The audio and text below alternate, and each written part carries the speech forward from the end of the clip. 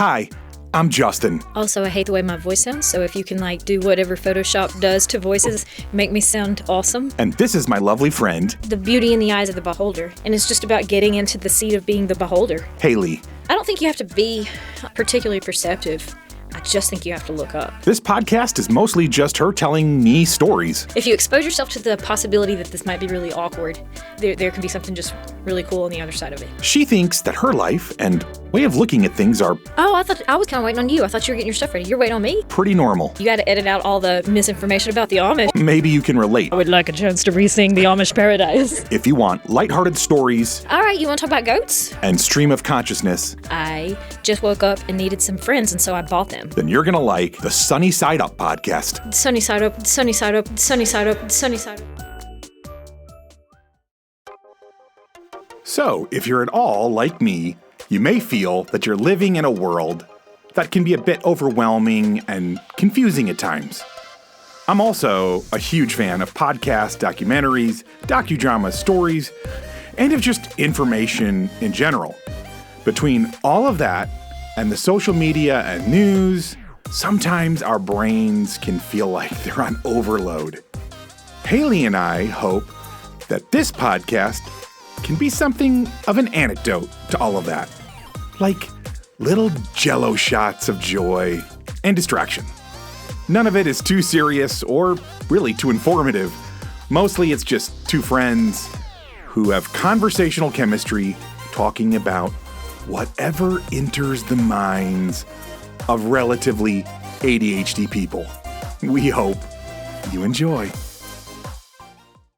The funny thing about crime, I think, is, and we talked about it earlier, we were chatting about prison stories and stuff, but the prisoners, they learn so much from other prisoners, and I think criminals learn so much from other criminals. I don't have a lot of firsthand experience with actual criminals. I'm sure a lot of people I know have probably conducted crimes, but the only person I had real firsthand involvement with, I worked with a woman who was embezzling from our office. Oh yeah. Did I mention that to you? We worked in a law office, and it was law and it was tax law, so it was law, CPAs. We had CPAs assistant, we had paralegals, people that typically are savvy with records and stay on top of business, and yet the CPA assistant, one day we just get a call from the outside from another attorney in town, and he's like, I happened to see this girl was working for you, and I just wanted you to know she has a rap sheet with 11 or 12 offenses on it at the local level, which means on the federal level or state level it's going to be much, much longer typically. And I just assumed that you didn't know that. So the boss had asked for disclosures on the resume, but on the job application, but he'd never actually done the background check. Wow. So he hires her. So we start looking around, and we realize that she's, some of her personal bills were being drafted straight out of the boss's account, personal checking accounts, but she was the person who got the mail, so she'd just been tossing his bank statements, so he wouldn't see it, and he had multiple accounts, and so he just hadn't noticed it, because seriously, how often do you open your paper accounts and really, really look at them? Yeah, true. Not enough. Some of the customers that she would handle the books for, she was borrowing money from them and things that might not have been criminal on the front end, but definitely not the look that you want. And I don't know that she ever paid it back. So there were small petty crimes. But when we asked her about it, sure, she was like, yes, I've been in jail for this long. That's where I learned how to do it. X, Y, Z, and this and that. And we found out that a lot of what she was doing, she had learned how to do it when she was incarcerated. I know. What do we do with this? I know. It's part of my, it's kind of my, long, I don't know what you'd call it, tirade about the many things we need to do to make the American justice system better. But, of course, part of my rant is, I think we as Americans... Eliminate privatized facilities. It starts even deeper. It starts in the soul of America. And I'm one of these guys where I don't, when I complain about something in America, I don't complain about it as America is awful, terrible, we're the worst country in the world. my approach I always come at it from is we're better than this. Yeah. I always am like, who are we? What are our ideals as a country? And are we living up to them? If you're some war-torn, developing country that's in the muck and the mire and has been for a gazillion years, like, you got to, like, build what's your foundation? What do you believe? Like, okay, I get that. That's not us. And so mine always comes from this place of like it's disappointing because like we're better than this. So anyways, that's a little bit of idea of why I approach these things that way. But I think the soul of America, one of the things that hurts my heart a little bit is we're a very punishment oriented culture. And this gets into like Christian theology, but and I won't go down the rabbit trail of boring everybody with my sort of nerdy view of the Bible, but like really short story long, I think that we are in a new covenant, and in very, very simple terms, it's like you either choose to be under a covenant of grace or you choose to be under a covenant of law, which is old covenant. And I think what we do in the West and have done for many hundreds or even thousands of years since Jesus is we have mixed law and grace. And it's sort of a mindset difference, if nothing else. And so, anyways, most of us that have grown up in Christianity or around Christianity have been taught some sort of mixture of those two. And a law mindset is all about punishment. It's like if you do wrong, you get punished, right? So I think there's this underlying obsession with us as Americans. We are obsessed with punishing, i.e., we have more incarcerated people in this country than in any other country in the world. And I'd have to look up the statistics to get it exactly right, but it's like, countries with way more people than us, and then per capita, any which way you cut it, Yeah. we're just like we're the most. Like I don't know. I we think are number El one Salvador in the world. Are we ahead of El Salvador?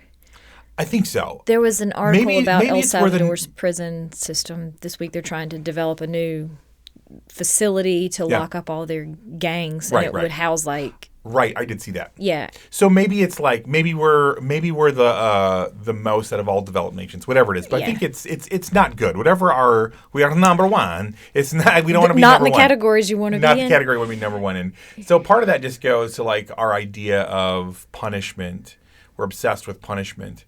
And anyway, so in the bazillion things that could be made better in our system, I think would be one of helping people.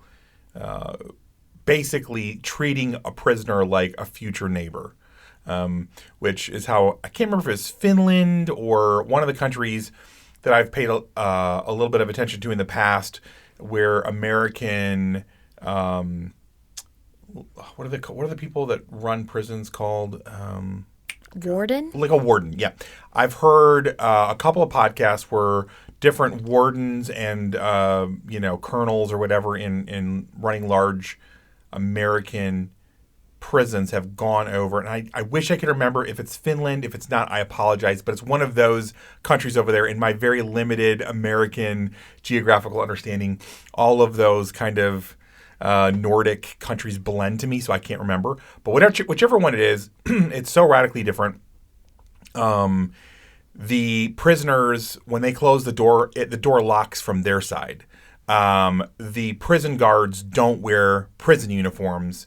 They actually only have a small insignia or a pin or something they wear that designates that they're a guard. They do not talk down to the prisoners. They treat the prisoners with respect and honor. Things like knives are in the kitchen. So when you go to prepare your meal in a fully stocked kitchen, you have real knives. They treat them like human beings. And their recidivism rate is a third of what the U.S.'s recidivism rate is. And again, the whole idea is like you did something bad, so there is a price to pay. But our goal is to rehabilitate you and get you back into society at the end of this thing and not make you worse. And I think it's pretty clear from if you've ever spent any time in or around it, or if you just look at the numbers, that the people that go into the system at a young age steadily tend to get worse and worse and worse. And our recidivism rate is, want to say it's somewhere around like 70 or 80%. It's awful. Like we're not making them better. And to your point, a couple of criminals who are particularly good at their craft, you stick them in a pod for weeks, months, or years on end with people. They just teach you how to be a better criminal, right? Especially if you're not getting positive input. So anyways, the whole thing is really unhealthy and not helpful. It didn't seem to be helpful to her. It did not seem to make her a restored or rehabilitated neighbor. No. She just learned some new tricks. I did hear from her after that. A few years later, I got a call from her and I answered it, and she was so tearful, and she said she was going through a program. I'm guessing it was AA, and she was supposed to call all of the people that she had wronged. And so I kind of braced myself because I was like, oh goodness, she's about to, apologize for all of this. And she really hadn't done anything directly to me. I'd bought a horse from her, and there was some sketchy things there, but ultimately I ended up with the horse, and the payment that I had made was what I had agreed to, so it was fine. But anyway, she said, yes, I'm having a call, and she's crying. And then she's like, could you give me so-and-so's number so I can, the coworker, so she could call her and apologize to her. And she never, the apology was not for me. In her list of sins, whatever she done to you with that horse was probably small and that potatoes. wasn't even the thing. Working with somebody who was lying and cheating and kind of sabotaging the business that we all derived our livelihood from felt like a wrong to personal. me. Yeah, but no, she called and so tearful, and I was bracing myself for this apology, and then she just asked for somebody else's phone number, and I was like, oh, yeah, sure. My bad. let me get that for you. Anything else I can help you with? Yeah, right. Do you need some money? Hello, lovely friends. Thank you so much for hanging out with us. And it would mean the world if you would tell other people about this podcast and maybe even spam your social media accounts with just how much you're enjoying it. If you are, of course. Also, commenting and rating us on whatever platform you're downloading or streaming from is incredibly helpful to a little startup podcast like this one.